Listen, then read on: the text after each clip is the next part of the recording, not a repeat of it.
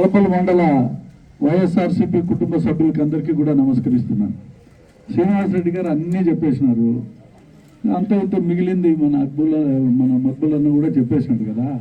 పెద్దగా చెప్పేది ఏముంటుంది దీంట్లో, అయినా తప్పదు కాబట్టి 4 మాటలు చెప్పాల్సిందే. ఈరోజు బాబు షూరిటీ మోసం గ్యారంటీ అనే కార్యక్రమాన్ని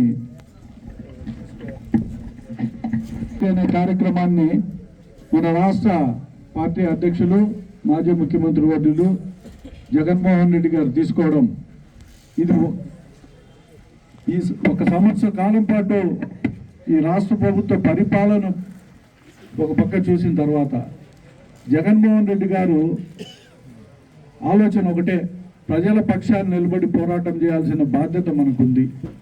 ప్రతిపక్ష హోదా అతను ఇవ్వకపోయినా అసెంబ్లీలో మనకున్న 11 సీట్లలో మనం పెద్దగా మనకు మాట్లాడే అవకాశం ఇవ్వకపోయినా ప్రజల్లోకి వచ్చి మనం మాట్లాడాల్సిన బాధ్యత మనకుంది కదా అని భావించి ఈరోజు ప్రజల పక్షాన నిలబడి పోరాటం చేసే దానికోసమే ఈ కార్యక్రమాలు తీసుకోవడం జరిగింది. అందుకే మొన్న వెన్నుపోటు దినం అని చెప్పి జూన్ 4వ తేదీ తీసుకున్నాం. ఎందుకు తీసుకున్నాం వెన్నుపోటు? జగన్మోహన్ రెడ్డి గారు చాలా కరెక్ట్గా వెన్నుపోటు దినము అని చెప్పి ఆ రోజు ప్రకటించడం జరిగింది. జూన్ 4 ఎందుకు చేసినారు? జూన్ 12 కదా మేము ప్రమాణ స్వీకారం చేసింది అని. కాదు, జూన్ 4 రిజల్ట్స్ వచ్చినాయి. ఆ రోజు నుంచి కూడా చంద్రబాబు ముఖ్యమంత్రి కిందికే పరిగణించబడినాడు. అందుకే జూన్ 4వ తేదీ వెన్నుపోటు దినంగా ప్రకటించి 1 సంవత్సరం తర్వాత మనం ఆ కార్యక్రమం తీసుకున్నాం. చంద్రబాబు నాయుడు వెన్నుపోటు గురించి మనందరికీ బాగా తెలుసు. ఆయన చాలా సునాయాసంగా కూడా వెన్నుపోటు పొడిచేస్తాడు, ఎవరికి తెలియకుండా పొడుస్తాం. మాకు ఒకసారి సి నారాయణ రెడ్డి గారు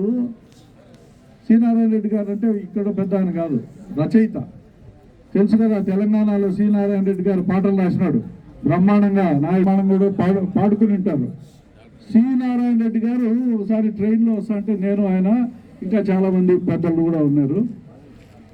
ఏం సార్ డిఫరెన్స్ చంద్రబాబు నాయుడుకు ఎన్టీ రామారావుకు అని అడిగినాం.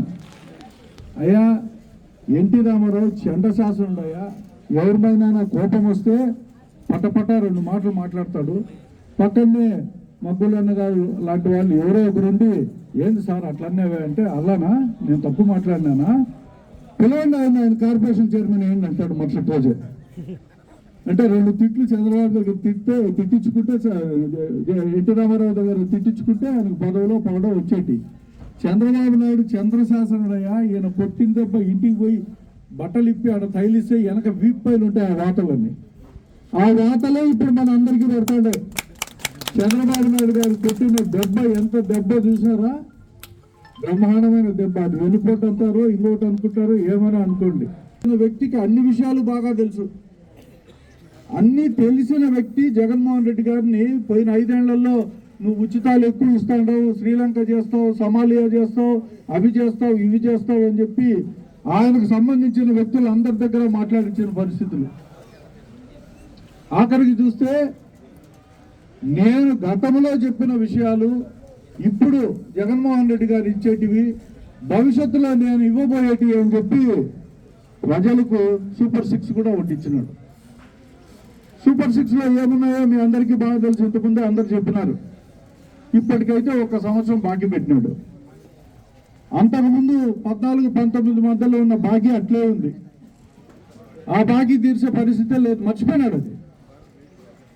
ఈ బాకీ ఎప్పుడు తీరుస్తాడు? 1 సంవత్సరం బాకీ అట్లే నిలబడిపోయింది. ఇంకా రాబోయే కాలంలో ఎప్పుడో బస్సు ఒకటి ఎప్పుడో పెడతాడంట. అది కూడా జిల్లాలోనే, అంటే సత్యసాయి జిల్లాలో పుట్టపర్తికి పోయొచ్చేదానికి మట్టుకే సరిపోతుందేమో మీకు. ఇంకెక్కడికి తిరుపతికి పోయేదానికి లేదు, విజయవాడకి పోయేదానికి లేదు, అన్నిటికీ డబ్బు కట్టాల్సిందే. వేంపల్లికి కూడా పోలేలే, కష్టం. వేంపల్లి లేదు, యూనివర్సిటీకి పోలేదు, కదిరికి పోతాం, పుట్టపర్తికి పోతాం. ఇంకో పక్క చూస్తే నిరుద్యోగులకు 3,000 రూపాయలు నిరుద్యోగ భృతి ఇస్తా అని చెప్పినాడు. 3,000 భృతి మర్చిపోయినాడు. ఇప్పుడు ఏమన్నా అంటే 10 లక్షల కోట్ల పెట్టుబడులు వచ్చేసినాయి ఈ రాష్ట్రానికి, 9 లక్షల మందికి ఉద్యోగాలు వచ్చేసినాయంటాడు. ఎక్కడ పెట్టుబడులు? ఎవడో ఈ రోజు 1 సంవత్సరంలో పెట్టుబడి ఎవడు పెట్టినాడు? ఈ సంవత్సరంలో పెట్టుబడి పెడితే అది 4 ఏళ్ళక 5 ఏళ్ళక బయటకు వస్తే ఆ సంస్థ ఏదైనా